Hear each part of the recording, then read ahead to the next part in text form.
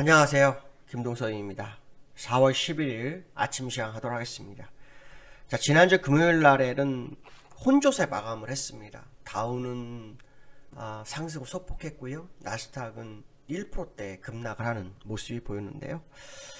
미국 시장은 FOMC 의사록이 지난주 공개 후에 시장의 분위기가 굉장히 많이 바뀌었습니다.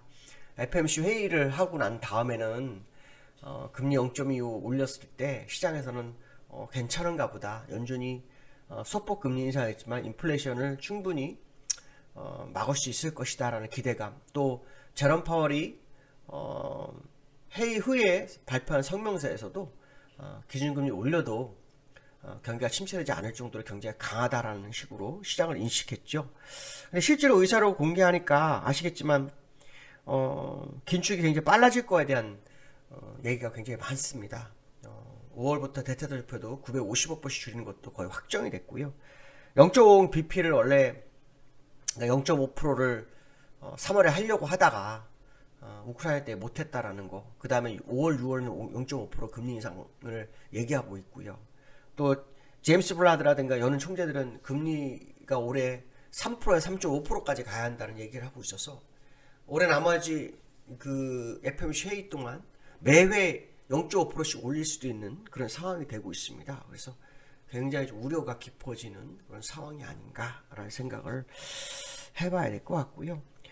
문제는 뭐냐면 이렇게 되면 시장이 굉장히 좀 어렵게 되는 게 아닐까, 뭐 그런 생각을 해봐야 될 것 같습니다. 일단 시장이 빠른 속도로 유동성이 축소될 수밖에 없고, 그로 인해서 이제 시장의 긴축이 형성될 수밖에 없는 게 현실이 됐기 때문에요. 이제는 연준이 얼마나 더 빨리, 저는 그거보다 더 빨리 할 수도 있다고 봐요. 왜냐하면 이번 주에 소비자 물가지수가 발표해요. 10일날, 12일날. 근데 유가가 평균 지난달 평균 110불? 115불 정도 돼요. 그럼 그 전달보다도, 그 전달에 92불이니까 18불 이상 올랐거든요. 그러면 물론 지금은 조금 내렸어요. 그렇지만 CPI에 상당한 영향을 줬기 때문에 아마 이 CPI가 터져버리는 상황, 그러니까 더 크게 터져버리는 상황이 발생하게 되면 연준 입장은 굉장히 당황할 수 있죠. 사실 우리나라도 지금 금리 3번 했는데도 지금 4%대잖아요.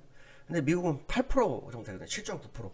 이번에 저는 구전후가 될 거라고 판단하고 있는데, 만약에 그게 맞다 그런다면 연준 입장에서는 이제 부담이 굉장히 커지겠죠. 더 빠른 속도로 하지 않으면 후회를 남길 수 있다는 것을 아마 생각해야 될 거다라고 보시면 될 것 같고요. 그 다음에 이제 우크라이나 재정학적 리스크, 이게 또 미국 시장을 약간 흔들어주는 상황이 됐어요. 아시겠지만 뭐 계속해서 협상을 하면서도 지역 전투는 진행이 되고 있잖아요.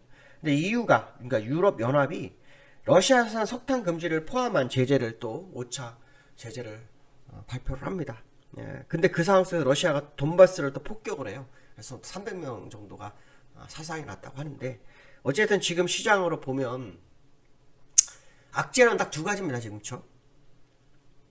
금리 인상, 인플레이션은 금리 인상, 그쵸? 그 다음에 우크라이나, 두 개제가 시장 수면 밑으로 내려가면 주가가 오르고, 이게 수면 밑으로 올라오면 주가가 내리고, 뭐 이런 상황이거든요.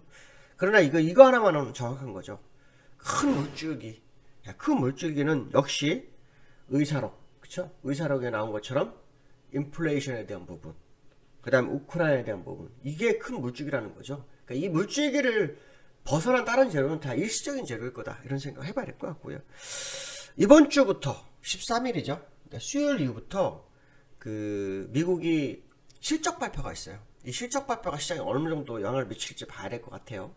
이 실적 발표에 따라서 뭐 시장이 또 하락이 제재되고, 그러니까 하락이 이제 어느 정도 줄어드는 그런 모습이 나오고 또 반등이 있을 수도 있죠. 근데 지금 이제 금리 인상이 5월 그 FOMC가 3월 4일이기 때문에 사실은 이것도 시장 영향이 매우 제한될 수 있어요. 왜냐하면 바로 다가오는 한 20일 이후에 금리 인상이 시작되잖아요. 그러면 금리 인상이 시작되면 시장 영향이 굉장히 어렵죠. 왜냐면 금리 인상은 가계와 기업에 상당히 영향을 미치는 게 시장의 모습이었기 때문에 이번에도 기업 실적이 시장에 얼마나 영향을 미치는지를 한번 보셔야 될 것 같다, 뭐 이런 생각을 해봐야 될 것 같습니다.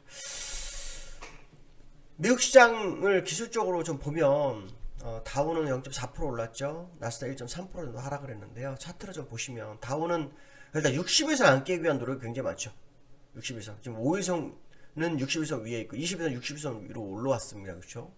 근데 이제 주봉 상태로 보면 아직 뭐 아무 의미가 없어요. 보통 이런 데는 이 저점을 깨고 가는 경우가 과거 사례로 제법 됐었기 때문에 추가로 그 모습을 좀 보실 필요성이 있겠다라고 말씀드리고 싶고요.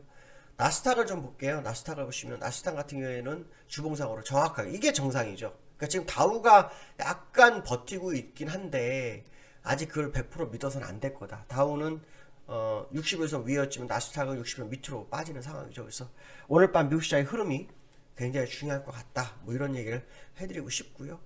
그 다음에 이제 두 번째 이슈는 중국 증시인데요. 중국이 지금 상하이에서 그 확진자가 2만 명, 코로나 확진자 2만 명 이상 나오면서 고강도 봉쇄를 해요. 그러면서 얘네가 코로나에 대해서 제로 코로나 정책을 피면서 문제는 경제가 굉장히 좀 어렵게 좀 흘러가고 있어요. 그래서 뭐 유가도 내려오고 그러잖아요. 근데 이제 중요한 건 뭐냐면 고강도 봉쇄가 주가에는 영향이 없는 걸로 보여요. 상해 주가를 보시면 상해는 행보예요. 그러니까 주가에는 영향을 미치지 않는데 경제에는 치명타를 주고 있는 그런 상황이 되고 있다. 그래서 사실 여기에는 그 코로나를 빨리 잡으려고 하니까 그 시진핑의 3연임을 위해서다 뭐 이런 얘기도 있긴 한데 어쩌면 그건 정치적인 부분이긴 하지만 어쨌든 시장에서도 그 뉴스가 일부 나오고 있어서요. 그래서 말씀 좀 드리는 거고요.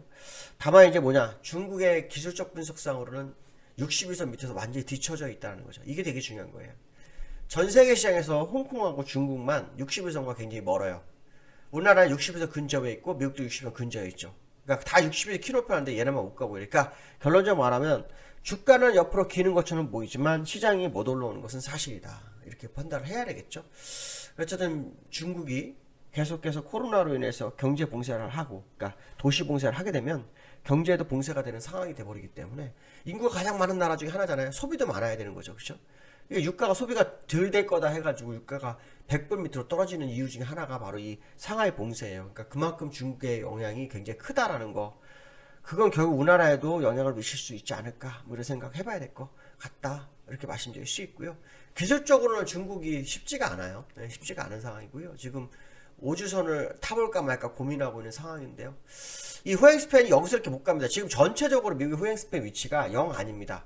아직 한참 시간이 남은 상황이다. 결국 이격 벌리기를 하던가 아니면 이격을 줄이기 위해서 횡보를 하든가 뭐 이런 식의 외에는 방법이 없는데 현재 전 세계 시장의 흐름의 어떤 이슈는 이격 벌리기 쪽으로 봐야 되지 않을까 뭐 이런 생각을 해봐야 될 것 같습니다. 세 번째로는 코스피가 2700을 어저께 깨졌죠. 지난주 금요일날. 그래서 지금 2700에 딱 마무리했잖아요. 그래서 이게 이제 안착할 거냐 안 할 거냐에 대한 싸움인데요. 코스피가 2700을 안착을 하기 위해서는 그 수급의 변화가 있어야 돼요. 그러니까 수급이 변화하지 않고 2700을 바란다? 이거는 말이 안 되죠. 기술적으로 아까 60일선이 좀 약간 멀어졌다 그런 얘기를 했잖아요. 60일선에서 20일선 밑으로 와 있는 상황인데 우리나라 지금 수급은 외국인 기관이 연일 매도예요. 연일 매도. 작년, 재작년부터 연일 매도. 근데 주가가 방어하면서 개인들이 샀어요. 그러니까 개인들이 뭐 동학 운동 해가지고 뭐 개미 운동 해갖고 주가를 끌어올리다고 하는데 사실은 외국이나 기관이 일부러 조정해가지고 물량을 고점에 파는 작업을 한 거로 판단해요. 그로 따진다면 지금까지 매도 금액이 너무 많은데 주가는 덜 빠진 거 아니냐 이런 생각을 해봐야 되겠죠.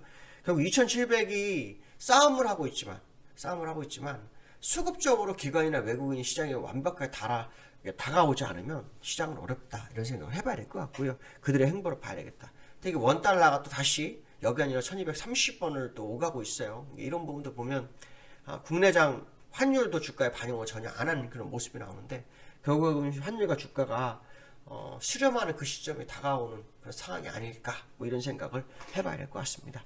오늘 여기까지 하겠습니다. 감사합니다.